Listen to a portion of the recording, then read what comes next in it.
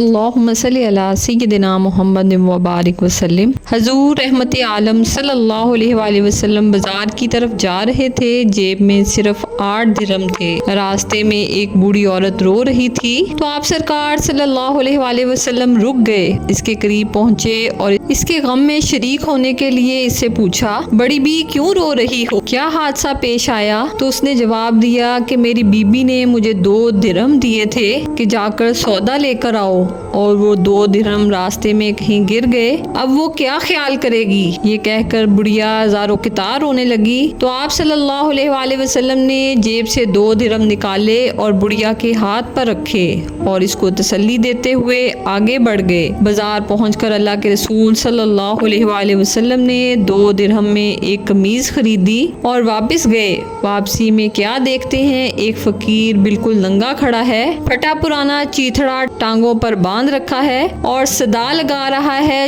جو مجھے پہنائے گا اللہ اسے جنت کا جوڑا عطا فرمائے گا۔ آپ سرکار صلی اللہ علیہ وآلہ وسلم اس کے پاس رکے اور فقیر نے پھر صدا لگائی، جو مجھے پہنائے گا اللہ اسے جنت کا جوڑا عطا فرمائے گا۔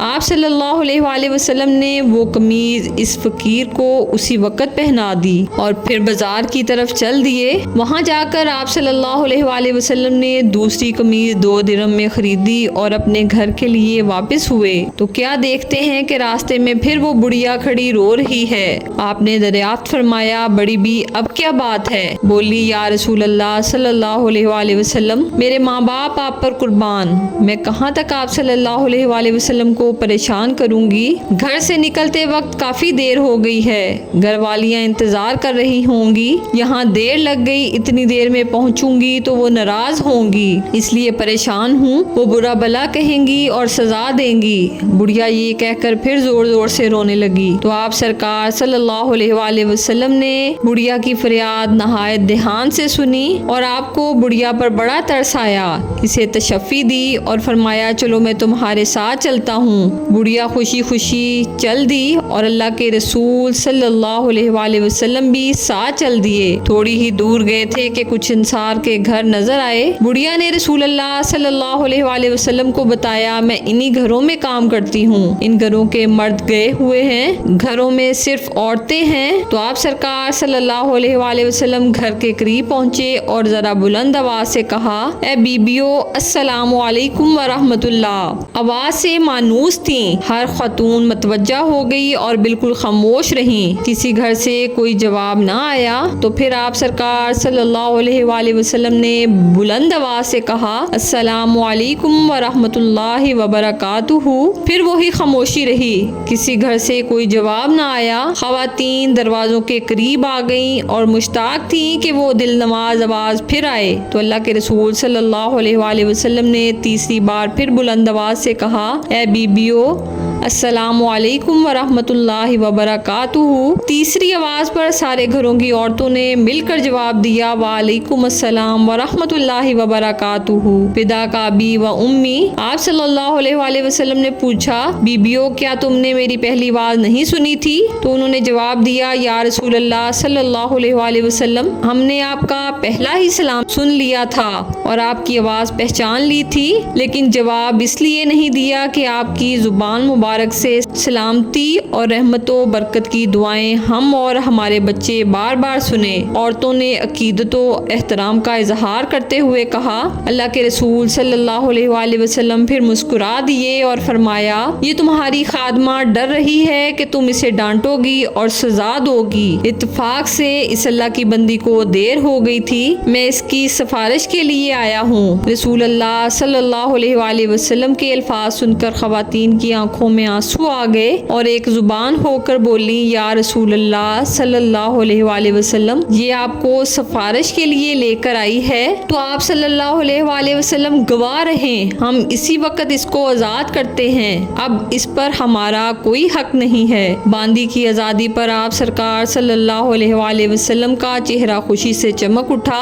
اور آپ سرکار صلی اللہ علیہ وآلہ وسلم ان نیک خواتین کو دعائیں دیتے ہوئے خوشی خوشی گھر واپس آ گئے۔ اللہ کے رسول صلی اللہ علیہ وآلہ وسلم کے اعلیٰ اخلاق کا ایک پہلو یہ بھی تھا کہ آپ نے ایسے عام آدمی کو بھی عزت اور وقار عطا فرمائی جسے معاشرے میں کوئی خاص اہمیت حاصل نہ تھی۔ بنو اشجع عربوں کے مشہور قبیلہ بنو غطفان کی ایک شاخ ہے، مدینہ منورہ کے اطراف میں آباد تھا۔ اس قبیلے کے ایک بدوی ظاہر بن حرام رضی اللہ تعالیٰ عنہ مدینہ منورہ سے کچھ فاصلے پر رہتا تھا۔ یہ نہایت غریب شخص تھا، شکل و صورت میں بھی زیادہ خوبصورت نہ تھا، مگر اس کی ایک اہم خوبی یہ تھی کہ یہ اللہ کے رسول صلی اللہ علیہ وآلہ وسلم سے بہت محبت کرتا تھا، اور اللہ کے رسول صلی اللہ علیہ وآلہ وسلم بھی اس سے محبت کرتے تھے۔ ظاہر بن حرام جب بھی مدینہ منورہ آتا تو اللہ کے رسول صلی اللہ علیہ وآلہ وسلم کے لیے کچھ دیہاتی تحفے مثلاً تازہ سبزیاں، پھل، ستو، شہد وغیرہ ساتھ لے کر آتا۔ ظاہر جب واپس جانے لگتا تو اللہ کے رسول صلی اللہ علیہ وآلہ وسلم بھی اسے شہری سوغاتیں دے کر رخصت فرماتے۔ ایک دن تو اللہ کے رسول صلی اللہ علیہ وآلہ وسلم نے ظاہر کو ایک ایسا اعزاز عطا فرمایا جو غالباً کسی اور صحابی کے حصے میں نہیں آیا۔ ارشاد فرمایا، ظاہر ہمارا دیہاتی دوست ہے اور ہم اس کے شہری دوست ہیں۔ ذرا حدیث کے الفاظ پر غور فرمائیں۔ یقیناً ہر شہری خاندان کا ایک دیہاتی دوست ہوتا ہے، اور آل محمد صلی اللہ علیہ وآلہ وسلم کا دیہاتی دوست ظاہر بن حرام ہے۔ ظاہر سیدھا سادہ آدمی تھا، شہری آداب سے ناواقف تھا۔ جب اپنے گاؤں سے آتا تو اپنے ہمراہ لائی ہوئی سوغاتیں لے کر بازار ہی میں کسی جگہ کھڑا ہو جاتا اور بیچنا شروع کر دیتا۔ پرانے زمانے سے یہ دستور چلا آ رہا ہے کہ دیہات سے جب کوئی شخص سبزیاں، پھل وغیرہ لے کر آتا ہے تو لوگ بھاگتے ہوئے اس کے ارد گرد اکٹھے ہو جاتے۔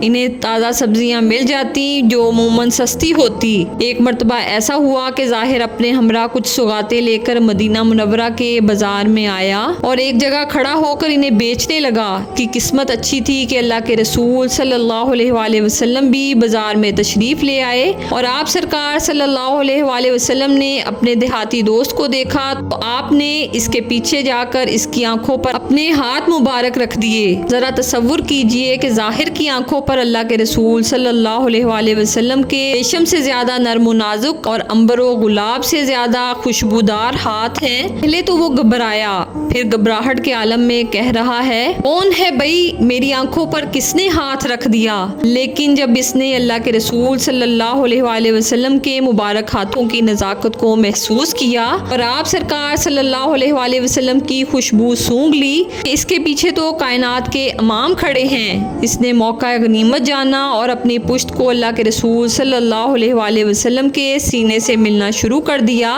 اللہ کے رسول صلی اللہ علیہ وآلہ وسلم نے محبت بھرے انداز میں فرمایا، لوگوں کون ہے جو اس غلام کو خریدے؟ ظاہر نے بھی محبت بھرے انداز میں عرض کیا، مجھ جیسے کالے کلوٹے دیہاتی کو کوئی خرید کر کیا کرے گا؟ وہ تو بڑے خسارے کا سودا کرے گا، میری تو قدر و قیمت ہی کوئی نہیں، میں تو بیکار آدمی ہوں۔ آپ سرکار صلی اللہ علیہ وآلہ وسلم نے جواب میں ارشاد فرمایا، یارے ایسا نہ کہو، کیا تمہیں کسی نے کہا ہے تمہاری کوئی قدر و قیمت نہیں؟ تم اللہ کے ہاں بیکار نہیں، کیونکہ تم اللہ اور اس کے رسول صلی اللہ علیہ وآلہ وسلم سے محبت کرنے والے ہو، اس لیے تم اللہ کے ہاں بڑے ہی قیمتی ہو۔ اسی طرح ہمارے ارد گرد جو لوگ اللہ اور اللہ کے محبوب صلی اللہ علیہ وآلہ وسلم سے سچی سچی محبت کرتے ہیں، ظاہر دیکھنے کو وہ غریب ہوں یا ان کی کوئی خوبی آپ کو نظر نہ آئے، یہ نہ سمجھے کہ وہ بیکار ہیں، ان کی قدر و قیمت کو اللہ اور اللہ کے پیارے رسول صلی اللہ علیہ وآلہ وسلم ہی بہتر جانتے ہیں۔ ہمارے محبوب پاک صلی اللہ علیہ وآلہ وسلم کے نقش قدم پر چلنے کی توفیق عنایت فرمائے، آمین، جزاک اللہ الخیر۔